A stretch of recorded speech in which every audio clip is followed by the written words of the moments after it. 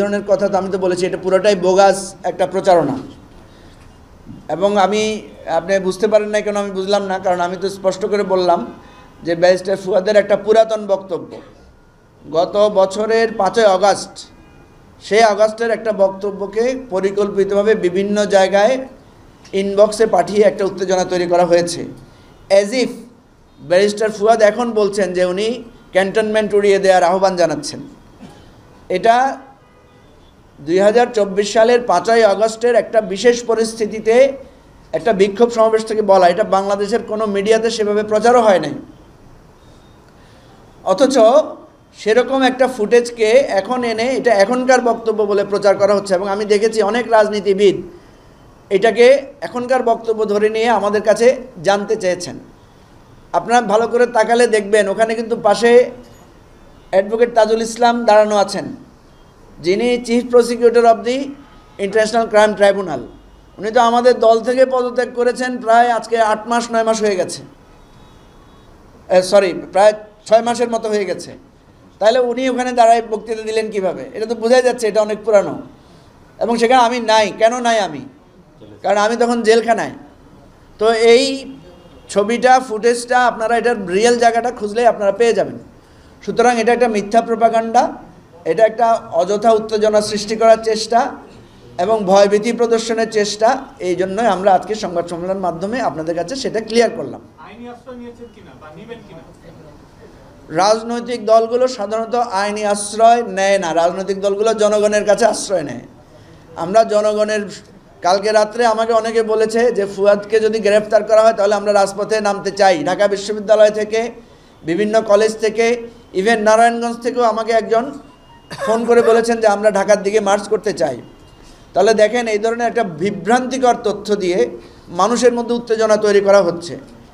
আমরা বলেছি যে এই সমস্ত উত্তেজনা মিথ্যা, গ্রহণ করবেন না। যার কারণে আমি সাথে সাথে ফেসবুকে স্ট্যাটাস দিয়েছি এবং বিভিন্ন মিডিয়াকে, আমাদের মিডিয়া সেলে জানিয়ে দিয়েছি এবং কয়েকটা টেলিভিশন তখন তাদের স্ক্রলে ওইটা প্রচার করেছে যে এটা একটা বিভ্রান্তিকর মিথ্যা সংবাদ। তো আমরা মনে করি না। আর দ্বিতীয় হচ্ছে রাজনৈতিক নেতাদের জন্য জেলখানা এটা হচ্ছে দ্বিতীয় বাসস্থান। সুতরাং এটা আমাদের জন্য কোনো ব্যাপার না। আমরা এটার জন্য আইনগত লড়াই এগুলো করব, যদি জেলে যেতে হয় কখনো আবার করব, অসুবিধা নেই। গতকাল রাতে আপনারা অনেকেই ঘুমাতে পারেন নাই এবং আমরা নিজেরাও আপনাদের অনেক ফোন আমরা ধরতে পেরেছি, অনেকে ধরতে পারি নাই। প্লিজ একটু কথা বলবেন না। আমরা আপনাদেরকে কষ্ট দিয়েছি এই জন্য যে আপনারা অনেকেই আমাদের বক্তব্য জানতে চাচ্ছেন, পরিস্থিতি সম্পর্কে জানতে চাচ্ছেন। যার কারণে আমরা চিন্তা করেছি যে এভাবে বিচ্ছিন্ন বিক্ষিপ্ত বক্তব্য না দিয়ে আপনাদের সবাইকে একসাথে একত্রে করে বক্তব্য দিতে পারলে আমাদের ভালো হয়। আমি যতটুকু দেখেছি গতকাল সামাজিক যোগাযোগ মাধ্যমে কয়েকটি গুজব খুবই প্রমিনেন্ট ছিল। একটি হচ্ছে যে দেশে জরুরি অবস্থা জারি করা হচ্ছে, সেনাবাহিনীর বিভিন্ন ইউনিট ঢাকা অভিমুখে মার্চ শুরু করেছে এবং তারই অংশ হিসাবে জরুরি অবস্থার প্রাথমিক পদক্ষেপ হিসাবে এবি পার্টির সাধারণ সম্পাদক ব্যারিস্টার ফুয়াদকে গ্রেফতার করা হয়েছে, এরকম একটা সংবাদ ব্যাপকভাবে ছড়িয়েছে। তো গভীর রাত্রে এই ধরনের সংবাদ প্রচার হলে যেটা সমস্যা হয় যে যোগাযোগ, খোঁজখবর নেওয়া, এটা একটু অসুবিধা হয়। যদিও রমজান মাস থাকাতে সুবিধা হয়েছে যে আমরা সেহরির টাইমে অনেককেই আমরা জাগ্রত পেয়েছি, অনেকের সাথে আমরা কথা বলতে পেরেছি। তো আমরা যত দ্রুত সম্ভব খবর চেক করে আমরা আপনাদেরকে জানিয়েছি যে এটা সম্পূর্ণ একটা গুজব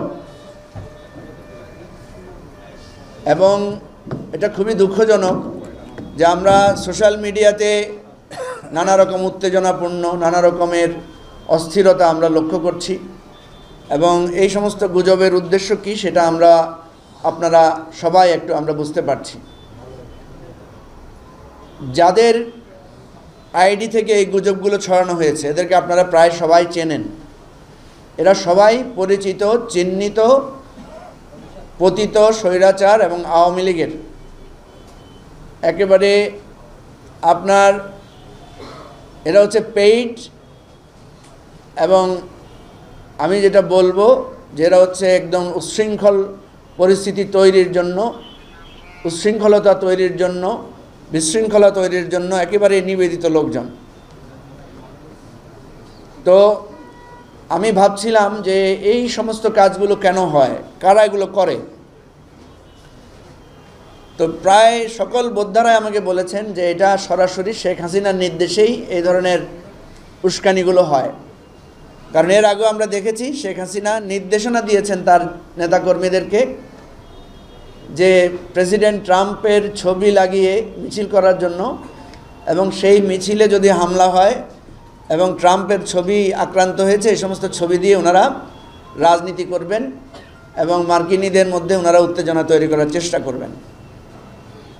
ঠিক তেমনি আপনারা দেখেছেন যে ব্যারিস্টার আসাদুজ্জামান ফুয়াদ এবি পার্টির সাধারণ সম্পাদক গত 2024 সালের 5 আগস্ট, আমি তখন জেলে ছিলাম, আমাদের যখন প্রতিবাদ সমাবেশ হচ্ছিল এই বিজয় একাত্তর চত্বরে, তৎকালীন সময়ে দেশে নানা রকমের পরিস্থিতি বিরাজ করছিল, খুবই সেন্সিটিভ একটা টাইম।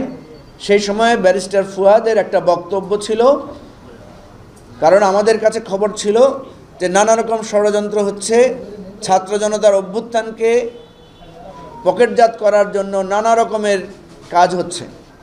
সেই পরিস্থিতিতে ব্যারিস্টার ফুয়াদ একটা বক্তব্য রেখেছেন। আপনারা সেই বক্তব্যটা ভালো করে লক্ষ্য করলে দেখবেন সেখানে তেমন কোনো ইলেকট্রনিক মিডিয়া ছিল না, কারণ সেই সময়ে ইলেকট্রনিক মিডিয়া তো দূরের কথা, সোশ্যাল মিডিয়ার কার্যক্রম তখন খুবই লিমিটেড ছিল, ইন্টারনেটও বন্ধ ছিল। সেই সময়ের একটা বক্তব্যকে গতকাল পরশু 2 দিন ধরে আমরা দেখলাম যে কে বা কারা এটা নতুন করে এটা এনেছে এবং এটা বিভিন্ন জায়গায়, এটা মেসেজের মাধ্যমে বিভিন্ন জায়গায় এটা ছড়ানো হয়েছে এবং বলা হয়েছে যে এটা সাম্প্রতিক একটা বক্তব্য। সেটা আমি আপনাদেরকে খোলামেলা করেই বলি, আপনারা হয়তো আমাকে প্রশ্ন করবেন এই বিষয়ে, যে সেখানে দেখা যাচ্ছে ব্যারিস্টার ফুয়াদ অত্যন্ত স্পষ্ট করে বলছেন যে কোনো ষড়যন্ত্র বরদাস্ত করা হবে না, ষড়যন্ত্র যদি করা হয় আমরা আবু সাঈদের মতো জীবন দিয়ে রক্ত দিয়ে হলে সেটা মোকাবেলা করব। এবং ক্যান্টনমেন্টের একটা কথা সেখানে এসেছে যে আমরা সেখানেও আমরা প্রয়োজনে আমাদের উড়িয়ে দিব, এই ধরনের একটা কথা উনি সেখানে বলেছেন। প্রেসিডেন্টকে আওয়ামী লীগের আজ্ঞাবহ হিসেবে উল্লেখ করে তিনি প্রেসিডেন্টকেও চক্রান্ত থেকে বিরত থাকার আহ্বান জানিয়েছেন। প্রিয় ভাই ও বন্ধুগণ, আপনারা জানেন যে গণ অভ্যুত্থান মানেই ছিল আমাদের সব কিছু ওলটপালট করে দেয়া, এবং যে গণভবন উড়িয়ে দেওয়া হয়েছে, গণভবনকে মানুষ ঘেরাও করেছে, সেরকম একটা পরিস্থিতি ছিল 5 আগস্ট। সেরকম পরিস্থিতিতে একটা বক্তব্যকে বর্তমান সময়ের বক্তব্য বলে চালিয়ে দিয়ে নানা ধরনের উত্তেজনা তৈরি করার চেষ্টা কারা করেছে এদেরকে আপনারা চেনেন। আমরা এদের সমস্ত বিষয়গুলো অবজার্ভ করেছি, লক্ষ্য করেছি এবং সংশ্লিষ্ট কর্তৃপক্ষকে জানিয়েছি। আমার সাথে বিভিন্ন জায়গা থেকে যোগাযোগ করা হয়েছে, তাদেরকে আমি বিষয়টা যখন স্পষ্ট করেছি তারা বিষয়টা বুঝেছেন। কিন্তু এর মধ্যে আমরা দেখলাম যে এটাকে পুঁজি করে নানা রকমের গুজব, নানা রকমের উত্তেজনা ছড়ানোর চেষ্টা করা হয়েছে। গতকালকে আমাদের এখানে পাশে একটা শ্রম ভবন আছে, আপনারা জানেন, এখানে শ্রমিকরা আন্দোলন করছে। গতকাল এখানে সেনাবাহিনীর প্রায় 10-12টা সাঁজোয়াজান এসেছিল বিকেলের দিকে। বিভিন্ন জায়গায় খবর ছড়িয়ে পড়েছে যে এবি পার্টি অফিস সেনাবাহিনী ঘেরাও করেছে। আমার কাছে চারিদিক থেকে ফোন আসা শুরু হলো। তো আমরা এই বিষয়গুলোকে বুঝতে পারছি যে এক ধরনের উত্তেজনা, ভুল বোঝাবুঝি এবং পরিস্থিতি এবং নানা মিথ্যা সার্কুলার, নানা মিথ্যা নোট প্রচার করে এক ধরনের বিভ্রান্তি তৈরি করা হচ্ছে।